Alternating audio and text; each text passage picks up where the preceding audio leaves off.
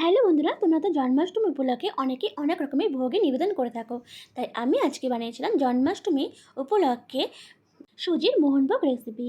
তো বন্ধুরা, তোমরা সবাই কেমন আছো? আশা করি ভালো আছো, আর আমিও অনেক ভালো আছি। আর তোমরা দেখছো শম্পা ছোট রান্নাঘর। তো চলো দেরি না করে রেসিপিটা শুরু করা যাক। আশা করি তোমাদের অনেক ভালো লাগবে। যেহেতু আমি রেসিপিটা অল্প করে বানিয়েছিলাম, তাই কিন্তু এখানে আমি 1 প্যাকেট দুধ দিয়ে বানাচ্ছি। তো দেখো, একটা বড় পাত্রের মধ্যে আমি এখানে 1 প্যাকেট দুধ ঢেলে দিচ্ছি। ঢেলে দিয়ে খুব ভালো করে কিন্তু জ্বালিয়ে নিতে হবে, দুধটাকে গরম করে নিতে হবে। তো দেখো, দুধটা কিন্তু ফুটে গেছে। আর বেশি জ্বালাবো না, এখন এটাকে নামিয়ে নিব। আর এখন নিয়েছি একটা ফ্রাই প্যান, আর এর মধ্যে দিচ্ছি আমি 1 চামচ ঘি। ঘিটা দেওয়ার পর ঘিটাকে কিন্তু আমি একটু হালকা করে গরম করে নিব।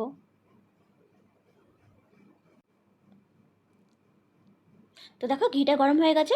আর এর মধ্যে দিচ্ছি আমি কিছু ড্রাই ফ্রুট। তার মধ্যে দেখো, আমি দিয়েছি কাজু বাদাম আর দিয়েছি অল্প কিশমিশ। দিয়ে একটু হালকা ভেজে নেব।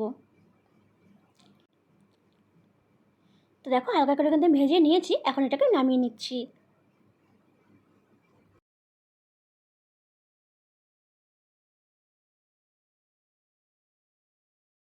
তো বন্ধুরা দেখো, ড্রাই ফ্রুটগুলো নামিয়ে নেওয়ার পর যে ঘিটা আছে এর মধ্যে আমি দিচ্ছি সুজি। আমি এখানে 2 কাপের মতো সুজি দিয়েছি। তোমরা চাইলে কিন্তু সুজির পরিমাণটা কম বেশি করে নিতে পারো। এখন আমি গ্যাসের ফ্লেমটাকে একদমই লোতে রেখে সুজিটাকে খুব ভালো করে ভেজে নেব। এতে করে কিন্তু সুজির কাঁচা গন্ধটা চলে যাবে, আর সুজিটা কিন্তু পুড়ে যাবে না। তো দেখো, 2 থেকে 3 মিনিট আমি কিন্তু সুজিটাকে খুব ভালো করে ভেজে নেব। ভেজানোর পর এখানে আমি আবারও 1 চামচের মতো ঘি দিব। বন্ধুরা, এই রেসিপিতে কিন্তু ঘিয়ের পরিমাণটা একটু বেশি দিতে হবে, তাহলে কিন্তু খেতে ভালো লাগবে। আর বন্ধুরা, এই রেসিপিতে কিন্তু 1 ফোঁটাও তেল ইউজ করা যাবে না, তাহলে কিন্তু খেতে একদমই ভালো লাগবে না।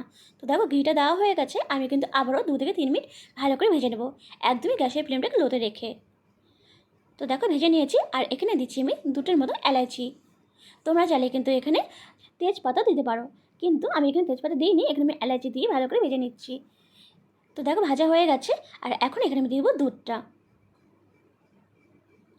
যে দুধটা দেখো আমি আগে কিন্তু জ্বালিয়ে রেখেছিলাম, সেটাই কিন্তু এখানে দিয়ে দিলাম। আর অবশ্যই দুধটা দেওয়ার সময় কিন্তু গ্যাসের ফ্লেমটাকে একদম লোতে রেখেই দিবে। তো দেখো, দেওয়া হয়ে গেছে। এখন ভালো করে এটাকে নেড়ে ছেড়ে নেব। আর বন্ধুরা, তোমাদের যদি আমার রেসিপিগুলো ভালো লেগে থাকে, তো প্লিজ একটা লাইক, কমেন্ট, শেয়ার আর সাবস্ক্রাইব করে তোমরা কিন্তু আমার পাশে থেকে যেও। আর পাশে থাকা বেল বাটনটা প্রেস করে দিও। তো দেখো, দুধটা কিন্তু আমি খুব ভালো করে জ্বালিয়ে নিয়েছি। আর এখন এখানে আমি দেবো চিনি। আমি তো বন্ধুরা, আমি কিন্তু এখানে 1 কাপের মতন চিনি দিয়েছি। তোমরা কিন্তু মিষ্টিটা অবশ্যই বুঝে দিবে। তো দেখো, চিনিটা কিন্তু দেওয়া হয়ে গেছে। এখন আমি আবার ভালো করে নেড়ে ছেড়ে নেব। যেহেতু যেহেতু চিনি দেওয়ার পরে কিন্তু দুধটা দেখো অনেকটাই কিন্তু পাতলা হয়ে যাবে, আবারও কিন্তু আমাকে 2 থেকে 3 মিনিট খুব ভালো করে নেড়ে ছেড়ে নিতে হবে।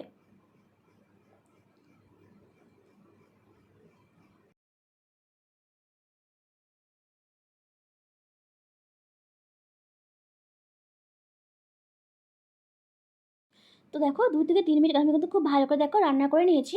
এখন এখানে আমি ড্রাই ফ্রুট ইউজ করবো। আর দেখো, ড্রাই ফ্রুটে আমি দিয়েছি কাজু আর কিশমিশ, যেটা আমি আগে থেকে ভেজে রেখেছিলাম, সেটাই কিন্তু এখানে দিয়ে দিলাম। দিয়ে আবারও কিন্তু আমি 1 থেকে 2 মিনিট খুব ভালো করে নেড়ে ছেড়ে নেব।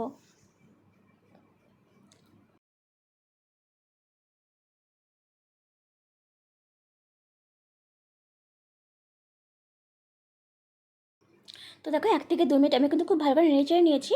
আর কিন্তু এটাকে জ্বালাবো না, এখন এটাকে আমি নামিয়ে নিব।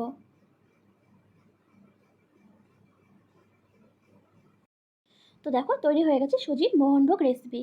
দেখতে কিন্তু বেশ ভালো লাগছে। আর উপর থেকে কিন্তু আমি আরেকটু কাজু, কিশমিশ আর পিস্তা আমি কিন্তু উপর থেকে দিয়ে দেবো। এতে কিন্তু দেখতে আরও বেশি ভালো লাগবে।